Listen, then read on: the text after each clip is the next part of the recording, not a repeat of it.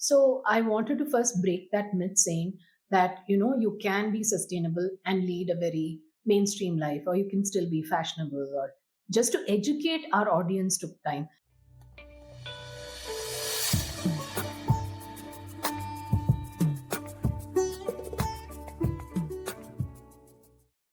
Welcome to Studio CAG, World Consumer Rights Day. Do you know that as a consumer, you have your own special day to look out for your rights and remind you of your responsibilities? This World Consumer Rights Day falls on the 15th of March with the theme of Just Transitions of Sustainable Living, a reminder that no matter how committed consumers might be living sustainably, we need businesses and policies that make this possible for us. Today, we are joined by Shruti Harihara Subramanian, the founder of Goli Soda, a sustainable venture and a trailblazer in the sphere of eco friendly business practices. Goli Soda offers a wide range of chemical free personal care and eco friendly products, all crafted with a commitment to sustainability. In this episode, we will hear about Shruti's journey, her inspiration behind starting Goli Soda, and the challenges she faced in building a sustainable business. If you are an entrepreneur or a conscious consumer, this episode is going to answer some important questions for you. Hello, Shruti. So, can you tell us about what inspired you to start Goli Soda as it is an eco friendly and sustainable venture? Hi, it's good to talk to you. I'm a big fan of what CAG does, so it's a great honor to be here. Goli Soda actually started with a very selfish motive because I wanted to lead a sustainable life. And way back in 2013, the options were very limited. So I was hunting for possible sustainable products in the market. I was doing my research, trying to find these products. And over time, I realized that if the store next door in our community started selling products like these, then the community would naturally or easily shift to a sustainable life because it's easily available. Like, I had to really search and do the research to find these products because I am passionate about sustainable practices. But there might be others who might be interested but might not have the time or might not want to put so much effort. That is one of the reasons for starting it. But of course, the thought about leading a sustainable life has always been ingrained in me somehow. At the age of 6, I gave up leather and silk, and I was very conscious at a very young age about the usage of plastics and things like that. And I always say that having spending time in Kerala during my summer holidays was a good connected me to nature very closely. I was very active in my school nature club. I was a girl scout, so I was camping and trekking. So all these things from a young age, I was very close to nature. And over time, living in a city, I realized we were being very disconnected, or we were misusing. The consumer pattern changed. So when I was seeing the overflowing dustbin in front of the house, after a point, I realized there's no point blaming it on others because the garbage from my house is also contributing. So how would I make a difference? So these many thoughts happened around the same time. And that's when I blindly jumped into starting a sustainable business. That was interesting. Thank you for that insight, which we didn't know before. So, I wanted to talk about what has been the most difficult part of your sustainable business journey so far. Firstly, I have no business background. I didn't go to a B school or any of those things. I studied to be a filmmaker. I'm still a practicing filmmaker. That way, the creative side in me is probably more dominant than a business side of me. But of course, when I thought about the idea of Goli Soda, I was very clear that it should be a business model because that's when the impact will be more and it would be taken seriously. So, in that sense, firstly, as a person, for me, business is something new. So, it's every day is a learning. So, that's a personal difficulty, which continues even to today, but I love learning. But otherwise, for initially, of course, 2013, when we're talking about the word sustainability was not even spoken. a maximum they would say eco-friendly. And if you say you are selling some eco-friendly product, it's always associated with something boring or in browns or hep people or people who want to lead a very so-called in quotes normal life would not practice a sustainable life. So I wanted to first break that myth saying that you can be sustainable and lead a very mainstream life, or you can still be fashionable, or just to educate our audience took time. At that point we had two physical stores in Chennai, and we were probably the first South Indian store to sell upcycled products. We used to tell we sell upcycled products. People used to correct me and say, "You mean recycled?" Because that's the amount of knowledge people had at that point. Social media was not so rampant. People who come to our store, they would see our products, they would say, "Hey, nice idea," but maybe the motivation for them to implement it or start using that product might not, that inertia was there. So that's when we thought, okay, let's start spreading the word rather than just selling or doing the usual marketing. I wanted to myself learn about many ways to lead a sustainable life. Like, I wanted to know how to start a terrace garden. I would say we were one of the first to start that trend in Chennai to talk about it. I called a horticulturalist friend who showed me how to sow a seed, how to, put mix the manure. We all learn it in school, but practicals is always a problem. So when I did that, few of my friends said, "Oh, even we want to know. Oh, you can grow vegetables on your terrace." Everything seemed new, and they were curious. And they 4, 5 other friends came. So that's when I realized that people were curious, they wanted to know more. So why not have regular workshops and panel discussions just to talk about sustainable practices? It might not be directly related to the products we sell, making people empathize with our environment, our nature, and create a community. So that's when we kind of started. With these workshops, and garden workshop ran for almost 5 years straight, and we didn't even charge people for it, and some of them are great gardeners now. And so I think initially the issue was about creating awareness.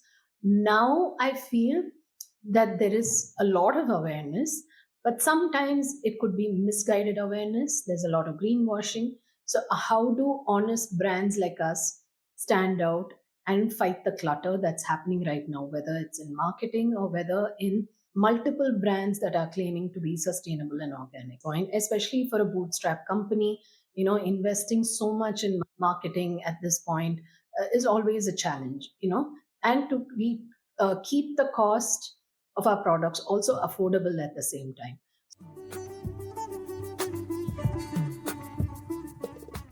And also, as you said, you're a creative person. We could see that in the brand products, the colors you've used, and it's like really attractive.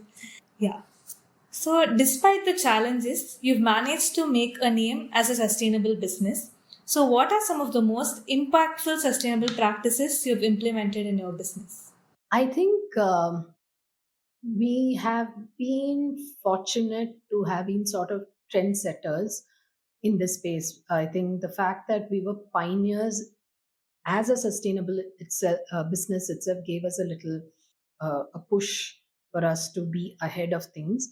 And maybe it's probably even my personal passion for sustainability. Like, if I feel there is a gap in a market for a certain kind of product, I either look for it, and eventually when we couldn't find it, we ventured into manufacturing our own products. Until then, we were only a place where multiple brands can sell through us.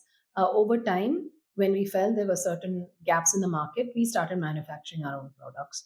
And through that, I feel we were the pioneers to introduce many concepts of sustainable practices that are quite common now, are not seen as a shocker, but things like popularizing cloth pads, menstrual pads, one of the earliest to introduce veggie bags before even the government put a ban on thin plastics. And now many stores have stopped putting plastics to pack your vegetables individually. So we introduced the veggie bags where you can reuse while shopping.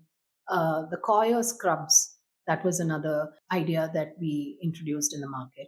But I think our biggest and what is very our USP right now is our shampoo bars and bringing out personal care products in shampoo bars, because bars, as you know, is far more eco-friendly and sustainable. They use up less water during manufacturing and during usage. You're able to pack them plastic free, so you're not dependent on plastic bottles. So creating the trend of shampoo bar, I can proudly say, way back in 2015 we introduced, and now so many brands have come in into that space. And more than anything, I think our biggest thing that we are very proud of is to introduce probiotics into home and personal care products. Especially for personal care products, we are one of the first and probably only in India who's doing that right now, where probiotics not only good for the hair and skin, but the probiotics, when you use it, after you use it, and when the water runs into your sewer system, these probiotics act on the organic waste in the water systems, and they help clean the waterways. So we are going one step ahead in terms of going all natural, because others, not only are we all natural and not adding more chemicals into our sewer system, but we are also helping clean our sewer systems. And that's why we tell people, the more you use our products, the more you'll help clean our waterways. These are some innovations that we are very proud of, and we are hoping that we continue to stay ahead in this game in that sense. So, how do you balance sustainability with profitability and scalability? Very good question. It is very, very difficult, there is no doubt, because it is still, as much as there is an awareness, it is still a niche and a new market. And we are fighting with the big players, no doubt, who can continue to pump and pump and pump money. They might even buy out other brands that might not be truly sustainable, but they can buy them off and promote them in the name of greenwashing, sustainability, I mean. So it is a tough proposition, and we ensure that we are 100%. I mean, it's hard to be 100% sustainable, that's there, but we try to be as sustainable as we can. So other thing that we're proud of, going back to your previous question, is not only our packaging is uh, plastic free, but when we are shipping our products also, we ensure they're plastic free. So when you're going into every little detail like that, there is a extra cost that is associated, like even things like our labels, we make sure it's not laminated. We use aqueous ink. So it is a tough game, no doubt. Sometimes we have to give in into our value systems at times, because some of these values and ethics, it's easier to maintain in our own website. But as a business, it's hard to just run out of our website. We are dependent on some of the bigger players, like, I don't want to mention them, but the bigger marketplaces, because their reach is far more. But they might not be very particular about their packaging, or they might insist on plastic packaging. So sometimes we have to give in to that. But what we believe is that, at least, okay, we gave in to one plastic packaging, but the product is sustainable, and it is a way of reaching out to a wider audience. And if they truly want to be sustainable, they can always come to our website and shop directly with us. So at times we have to give in to those things. We've been a bootstrap company for many years as well, because we are concerned that if we get into the whole funding thing, especially at the time where, as I said, the awareness was far less, whether it was with investors or with our customers, it would have jeopardized our value system. Now that we've been around for many years, right now there's a lot more awareness. Investors are also very keen on investing in sustainable brands. So now we are open to investors, and but at the end of the day, we understand this is not a very it's not a quick game. A sustainable business requires, if you want to run it honestly, requires a lot of patience, just like our Mother Earth. So it is a long term game, and we are hoping by then the game would be a little more easier. Because another thing that I want to mention in terms of how particular we are, we don't even use palm oil in our products, because we believe that destroys the rainforest. So we go for locally sourced edible coconut oil. But if you look at other brands who might be completely natural, but they use palm oil. So sustainability can be anything. So they are still eco-friendly and all natural, but we are taking it one step ahead in terms of how sustainable we are.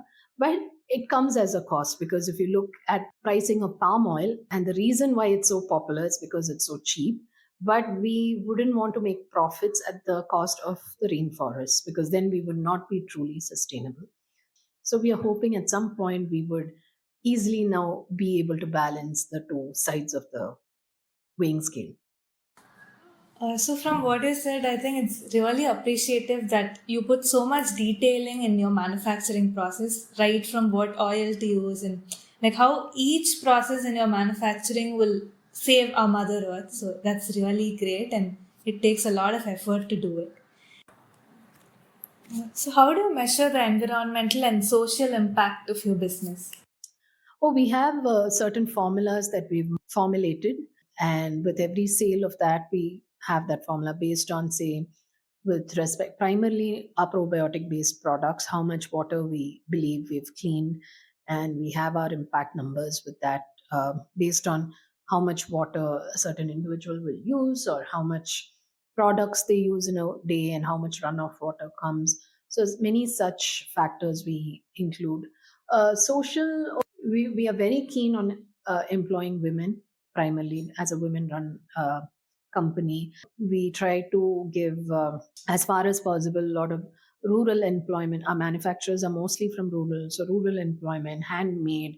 And we always believe that employing one woman, the impact is far more, because employing a woman can impact her family and her surrounding people a lot more. So we do have certain formulas that we follow to come up with these numbers. And of course, having done these multiple workshops, and mostly free, that is, panel discussions and engagement with audience, and now with our social media presence, it also helps us to understand what kind of social impact in terms of educating the audience. Very easy number that we can easily derive. That's great, Mom. I think the impact you've created is really huge, and I think every individual who has purchased your product has also indirectly contributed to it.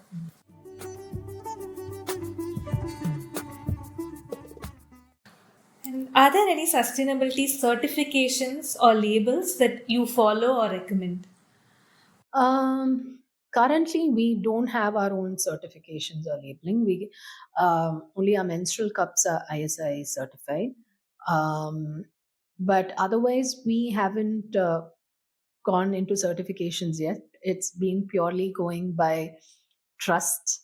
And as I said, for me, people are important. I go by what people believe. Sometimes some of the manufacturers have certain test results and certifications, so we go by that. The reason why we've not gone into it is they cost a lot. Some of these certifications, and once you start, then you'll have to constantly renew. As I said, as a bootstrap company, there's it's always a choice that you have to do.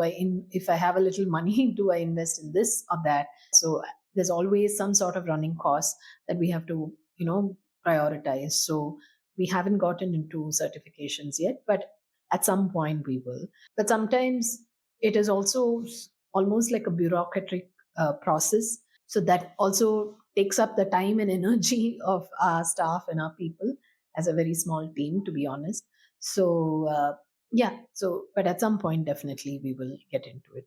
And there is also so many certifications. So, for us to kind of really make a right judgment to which one to go with, that's a big task of separate research and inquiry that we have to do personally as a brand, or which one do we really associate with, and things like that. So yes, it's a lot of work to go into that direction, so we've kind of parked it at this point. But as I said, being, again, maybe because we were probably one of the earliest in the business, at that point we didn't think this was necessary. But as I said, now that there's a lot of greenwashing and other things happening, it might be important now for us to get into that space. So, currently, what improvements would you like to see in sustainability labeling and certification processes? The thing about certifications and all that is to maintain a certain standardization, right? But there is so many people giving various kinds of certifications. As I said, that's another thing. Who do you finally go to, or whose word is more valuable than the other? Or finally, do we go with what is affordable over the other? So there is no standardization within the kind of certifications that is happening. The certification might standardize the product, but there are so many. So which is the standard that we go with? That is a question that I've always had.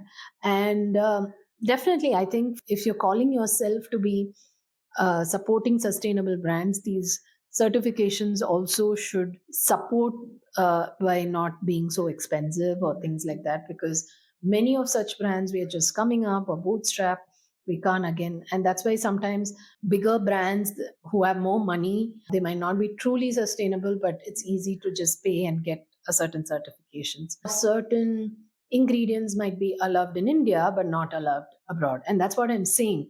Sustainability is universal, so there should be a uniform platform or standardization in these kind of certifications. And sometimes the certifications themselves are too privatized, and so it's like a mafia in itself sometimes, so we need to approach the more honest certification brands, but at the same time, which is also equally appealing to the customers, so the customers are aware of those certifications also.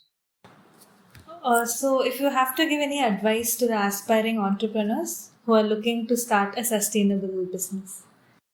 See, I jumped into it without even realizing what I was getting into. To be honest, as I said, it was more something out of instinct or out of passion that I first got into. It's not like I really had a business plan or anything that I got into. Um, from my experience, yes, as I said, the journey is long. Uh, it's painful at times. It might feel, is it all worth it? So that's why it's all important to know why you're doing this. Why are you getting into it? Are you getting into it just because it's a trend and you want to cash out on it? Or are you getting into it because you're truly passionate about the cause? For me, is because this is my way of living. I don't see the difference between running Goli Soda or me, because it's, if I use sustainable products for my personal care, I manufacture it or try selling about it. So even if I'm talking about it on social media, it is all coming from the heart, from my own experience.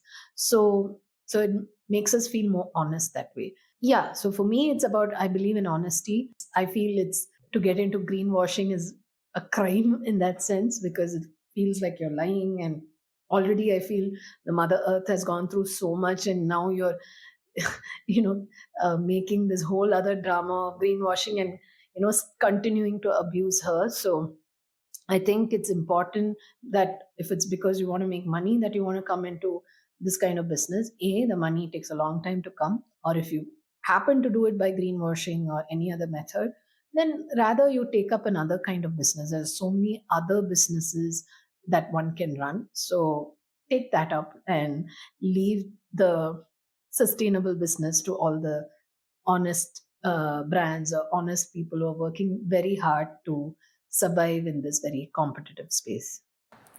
So, how do you see the future of sustainable businesses evolving in the next 5 to 10 years? It will. There will be more and more brands coming in, no doubt. We've already seen that. I think post COVID, there's been a huge boom in such brands. In fact, I always tell people it was during COVID that we actually uh, did good business. It was one of our good times. Unfortunate though, because of the crisis, but it worked well for us because we were already equipped just before COVID itself to be a D2C brand. We didn't have a physical store. So when everything was shut, we knew how to deliver our products still to our customers or have all the platforms and backend set for that. So definitely there is a boom. There is a lot more awareness. And I had many people during COVID who called, said, okay, now I have the time. I'm sitting at home or I'm seeing how much I'm cooking. Can I have a compost pot? Can I shift to a menstrual cup? So or there's that bit of guilt of what has the world come to. When COVID hits, everybody was questioning about life. So from there on, there's been a huge shift. The current generation, of course, they're a lot more empathetic, a lot more conscious. They don't fear about speaking their mind out. the social media boom and people talking about this has been great. So it's only natural that people shift or more companies come up. But as I always said, there is the problem of the big giants, the greenwashing. So are they truly sustainable? Can they last for long? Because it is unfortunate that we've also seen many good sustainable brands who have been struggling. Some of them have even shut down because it's hard to be consistent and fight with the biggies and constantly innovating, keeping the price affordable, because sustainability can't be a luxury. It shouldn't. It should be affordable. It should be something accessible for everybody.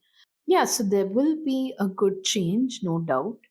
Uh, but I hope that they sustain, and I hope they're not companies that are coming in just to greenwash. But the good thing is, as I said, there are investors who are focusing more on women led businesses and sustainable businesses, or even some bigger companies investing in new ideas in sustainability, uh, mentoring them, giving them grants and things like that. So there is a space that's growing, but I hope that it doesn't continue to be niche, because we've seen in the last 10 years that it's still in the niche space, and it's still 10 years. Like, did technology take so long to be mainstream? I don't think it took 10 years for it to make mainstream. But we are all using soaps and shampoos. We're all bathing. We're all brushing our teeth. So when will sustainability be mainstream?